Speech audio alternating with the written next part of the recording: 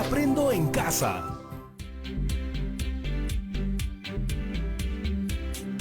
Hola chicas y chicos, bienvenidas y bienvenidos a un nuevo programa de Aprendo en Casa.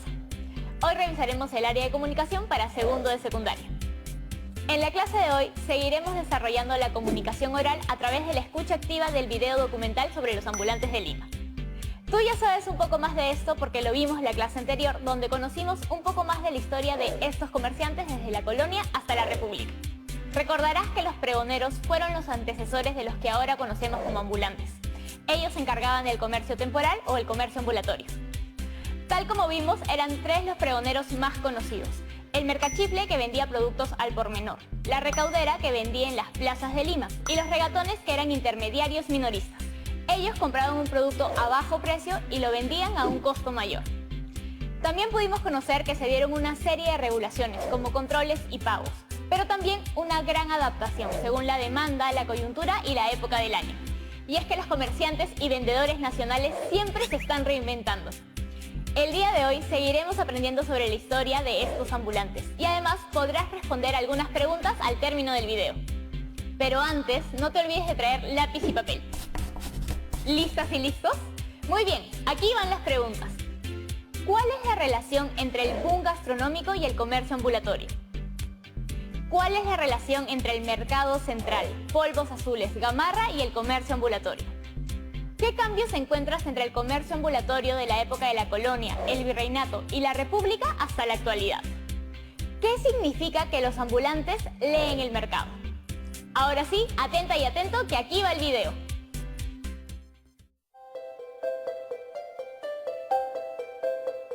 Durante el virreinato y gran parte de la República, la Plaza Mayor de Lima, donde nos encontramos en este momento, fue un concurrido mercado público y lugar de venta de mercachifles. En 1838, la escritora francesa Flora Tristán contó que siempre había mucha gente en la Plaza Mayor, a cualquier hora del día. Por la mañana estaban los aguadores, los militares, las procesiones, y por la tarde los vendedores ambulantes, ofreciéndole al público frutas, bizcochos, helados. También en la zona se congregaban algunos bufones que entretenían al público con sus maromas y bailes. Vendo velas y velones para alumbrar los balcones. ¡Velas!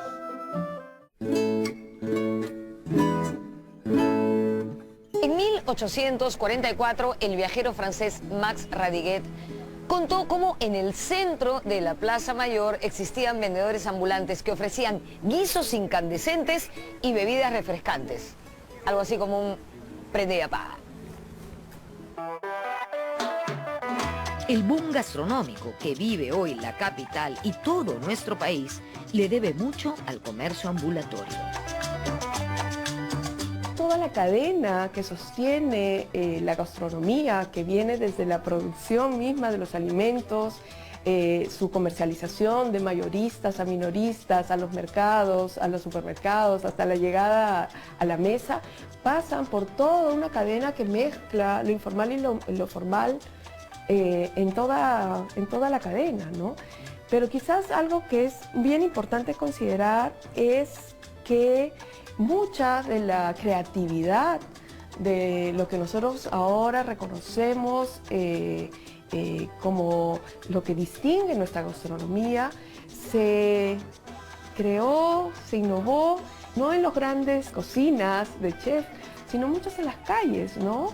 En la venta ambulatoria, precisamente, ¿no? Todos los combinados, por ejemplo, si, quizás recuerdes, pero se inventaron en las carretillas de las ambulantes en el centro de las ciudades.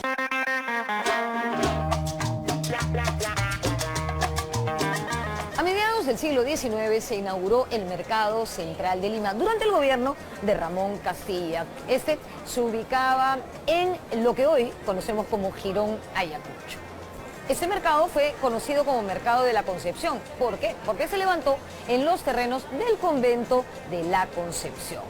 A pesar de que se presentó como un mercado sumamente moderno, al poco tiempo de su inauguración tuvo serios problemas de insalubridad y desorden. Según algunas investigaciones, al poco tiempo de su inauguración, las inmediaciones del lugar se llenaron de ambulantes y de comercios que vendían productos o comida, convirtiendo a toda la zona en un espacio intransitable y lleno de basura.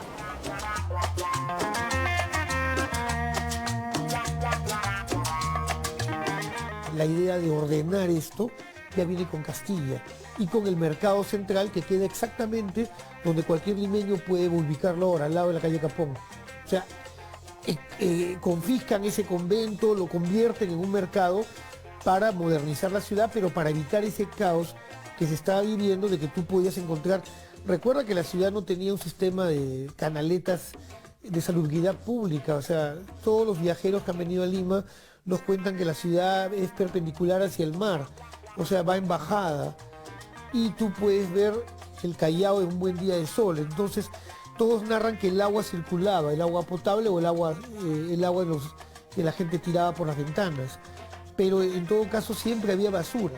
El tema de los aniegos, el tema de cómo desatorar las canaletas, está vigente desde la época de Virrey Amat hasta la época del reglamento de policía de Gamarra.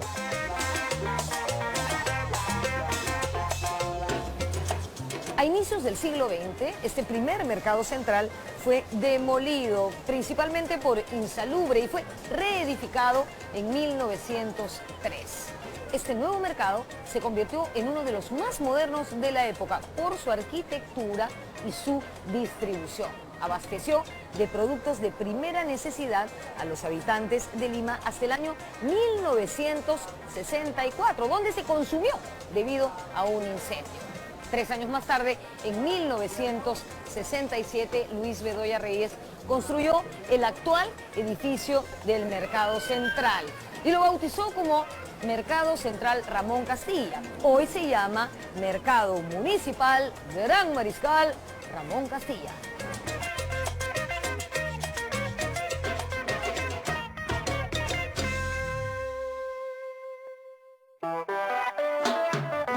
La migración del campo a la capital se acentuó entre 1950 y 1960.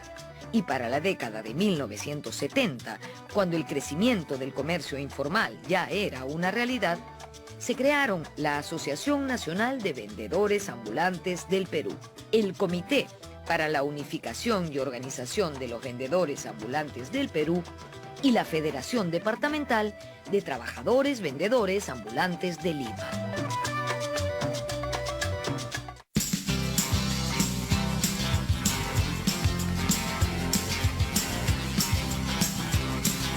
El emporio comercial de Gamarra, ubicado en el corazón de La Victoria, nació en los años 70 y desde sus inicios fue lugar de trabajo principalmente de migrantes nacionales y extranjeros. Según el economista Fernando Villarán, Gamarra fue la respuesta creativa de los sectores más populares ante la falta de empleo. Aquí se forjaron pequeños, medianos y grandes empresarios textiles que a lo largo de los años construyeron galerías llenas de tiendas y talleres. Muchos de estos empresarios comenzaron como vendedores ambulantes. Y es que sí, durante décadas los vendedores ambulantes coparon las cuadras de este famoso jirón victoriano. Y eso, evidentemente, generó caos, inseguridad, suciedad, etc. De todas las razas y de todo color, consumir creencias y modo de pensar. El hecho de que en Gamarra, en cualquier otro lugar, haya una gran cantidad de ambulantes, no es porque los ambulantes decidieron que esa sea una zona comercial, sino porque el flujo de gente contribuye a que surjan ambulantes, ¿no? Y hay cosas que son bastante lógicas y que tienen que ser resueltas. Por ejemplo, la gente que va a comprar o la gente que viaja en un medio de transporte no se va a bajar de su autobús o no va a cambiar su ruta de compras para comprar agua. Necesitas encontrar agua en el camino, ¿no?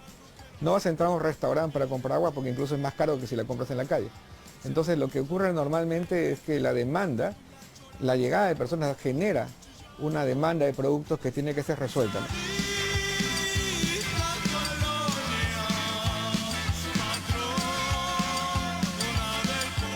Existe la idea generalizada de que los ambulantes son un problema en la ciudad, cuando en realidad podrían ser parte de la solución.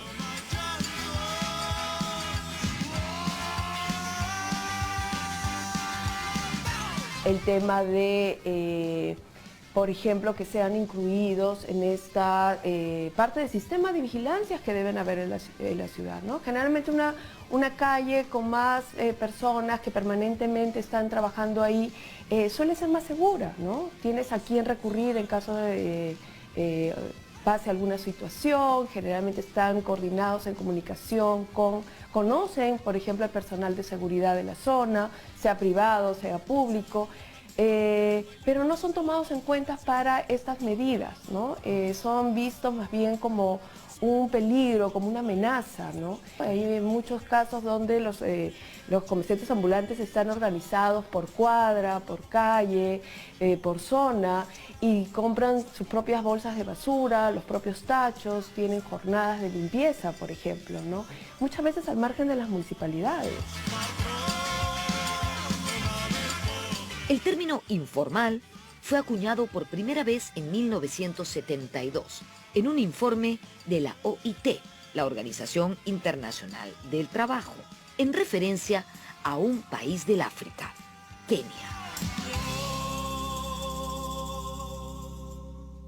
El fenómeno del comercio ambulatorio, el fenómeno informal, que es, digamos, el más grande, es algo que ocurre en todo el mundo y uno lo puede encontrar. Es un fenómeno principalmente urbano, se concentra en las grandes ciudades y está relacionado con la manera en que se estructura nuestra economía, ¿no? Se produce un porcentaje muy pequeño de empleo formal, de trabajo decente, ¿no? Que se sostiene por estos gran sector de la población que más bien está nutriendo nuestra economía, pero desde la informalidad.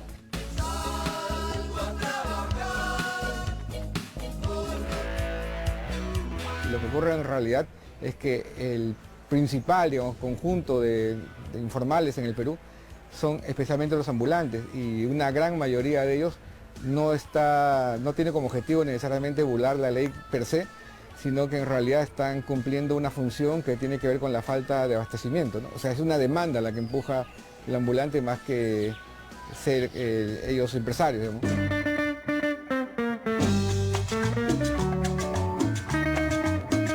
Tenemos que pensar que la economía formal y la informal es parte de la misma, ¿no? Tenemos una misma estructura y eso va a seguirse dando, ¿no?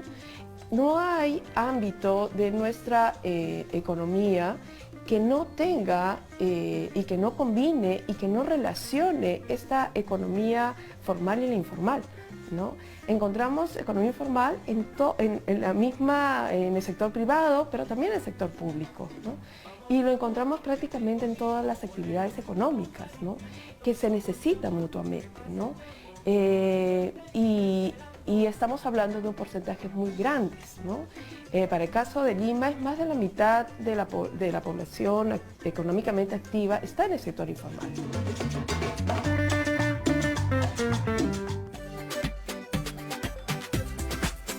Estamos viendo Aprendo en Casa, secundaria.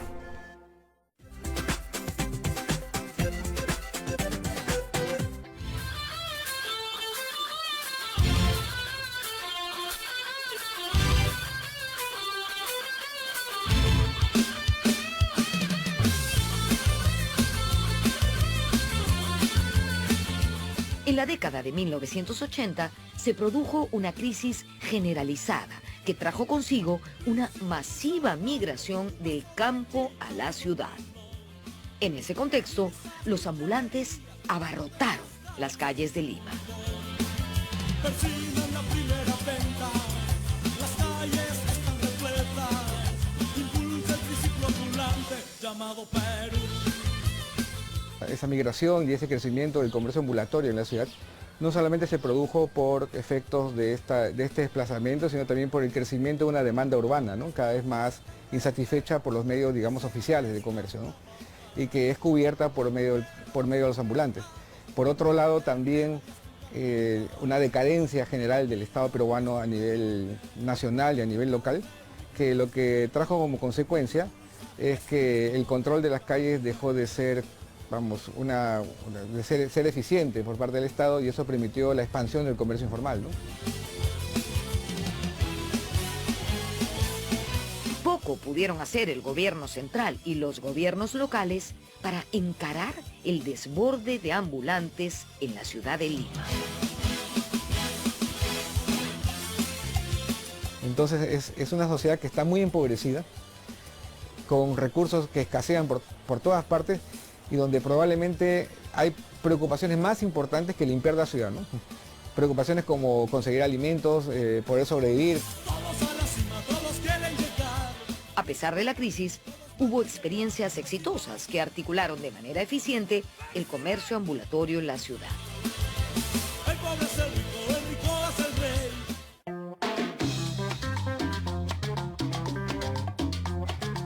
Estamos en la Alameda Chabuca Grande, a espaldas de Palacio de Gobierno, al lado del río Rímac. Durante años, este lugar se conoció como Campo Ferial Polvos Azules. En 1981 se dispuso la reubicación de miles de ambulantes que trabajaban en las calles del Cercado de Lima por disposición del alcalde Eduardo Orrego. Al principio, como imaginarán, ante cualquier cambio, todo fue un desorden, un caos. Los ambulantes comenzaron a ofertar sus productos en el piso, en lo que popularmente se bautizó como bazar suelo. Con el paso del tiempo, el campo ferial Polvos Azules se convirtió en el mercado más pujante y visitado de Lima, y los ambulantes se convirtieron en prósperos comerciantes. Ya no eran ambulantes, es cierto. Sin embargo, la informalidad seguía reinando.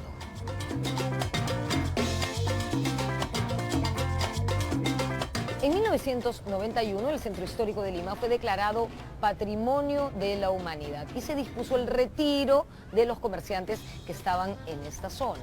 Ellos, por supuesto, se negaron e hicieron una propuesta. Imagínense el poder económico que tenían, que ofrecieron techar el río Rímac entre el puente Santa Rosa y el puente de Piedra. Finalmente, el 1 de enero de 1993 se produjo un incendio que redujo a cenizas el campo ferial de Polvos Azules. Los comerciantes se vieron obligados a abandonar el centro de la ciudad. Sin embargo, adquirieron un local en la cuadra 4 de Paseo de la República, en el distrito de La Victoria, donde se ubican hasta el día de hoy. Además de Polvos Azules, podemos mencionar similares ejemplos exitosos.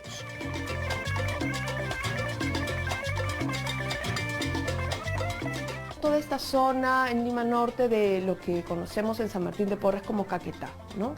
Que era pues también una zona de comercio ambulatorio en las calles, y que finalmente, con el apoyo de la municipalidad, se reubicó a los comerciantes que invirtieron, construyeron sus mercados y dejaron las calles por eso. El caso de las Malvinas, el caso en el cono oeste de Ceres, por ejemplo. O sea, hay varios casos famosos de zonas, conglomerados de ambulantes, que fueron trasladados de manera muy exitosa.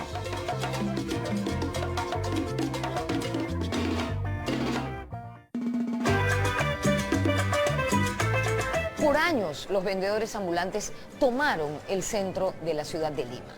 En el año 1994, cuando se cumplían 459 años de su fundación, apareció un artículo en la revista Caretas que señalaba que 15.000 vendedores ambulantes abarrotaban el centro de la ciudad.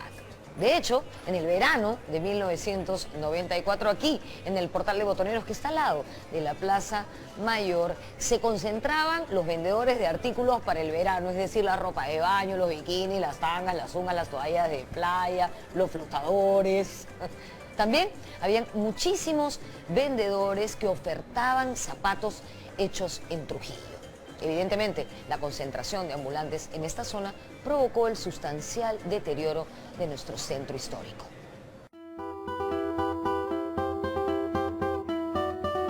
Entre los años 1996 y 2002, ejerció la alcaldía de Lima don Alberto Andrade Carmona.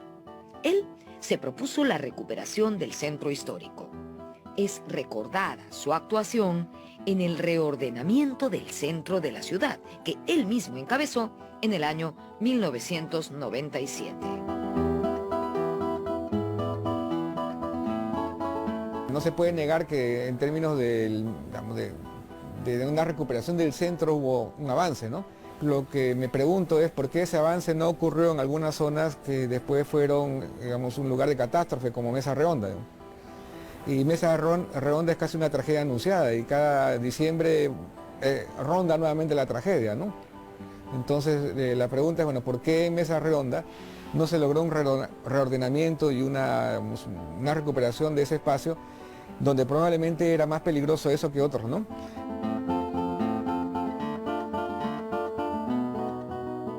Desde Andrade hasta hoy, mucha agua ha corrido bajo el puente. Lima hoy es una ciudad que ha sido sobrepasada por el caos y por la informalidad. Están pensando en ordenanzas prohibiendo el comercio ambulatorio, sacándolos de las calles, y la verdad es que es un número tan grande que estas medidas no van a poder no se van a poder mantener en el tiempo, ¿no? Se necesitan soluciones a mediano, a largo plazo, y las soluciones a mediano y largo plazo que planteen desarrollo tiene que incluirlos desde el diseño mismo de estas estrategias, ¿no? Y esto es algo que no se está dando. Inclusión es la palabra clave. Debemos incluir a los ambulantes en el diseño de ciudad del siglo XXI, no atacarlos como un problema que hay que extirpar. Hay una vida en nuestras calles que no podría darse sin los ambulantes, ¿no? En realidad yo lo veo como un potencial. Nuestras calles tienen un atractivo muy distinto a eso, ¿no? En la diversidad, en los colores. Y parte de estos colores son también los vendedores, las y los vendedores ambulantes, ¿no? Son orientadores turísticos en muchos casos, son orientadores, presentadores de nuestras propias tradiciones, son muchas veces quienes van a recomendarte un primer uso de alimentos tradicionales, de bebidas medicinales, en muchos casos, como el caso de los compañeros molienteros. Los ambulantes son expertos en leer el mercado limeño. Son ellos los que le toman el pulso a la ciudad. En la puerta de las grandes aglomeraciones de gente siempre va a haber ambulantes, porque lo que atrae al ambulante es la demanda. Y eso es lo que creo que es lo primero que tiene que administrarse, digamos, lograr administrar una demanda, ¿no?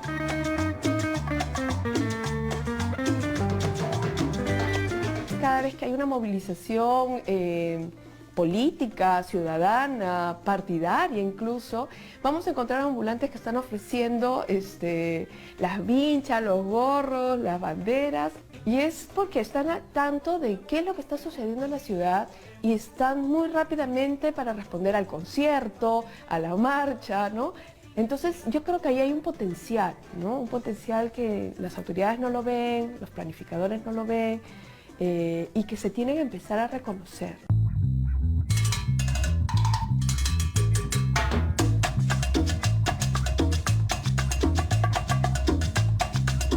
A lo largo de este programa hemos podido confirmar cómo la presencia de ambulantes ha sido protagonista en la historia de la ciudad de Lima. Este no es un fenómeno que va a cambiar rápidamente, porque tiene que ver con la forma como se desarrolla el Perú y cómo se desarrolla su ciudad capital.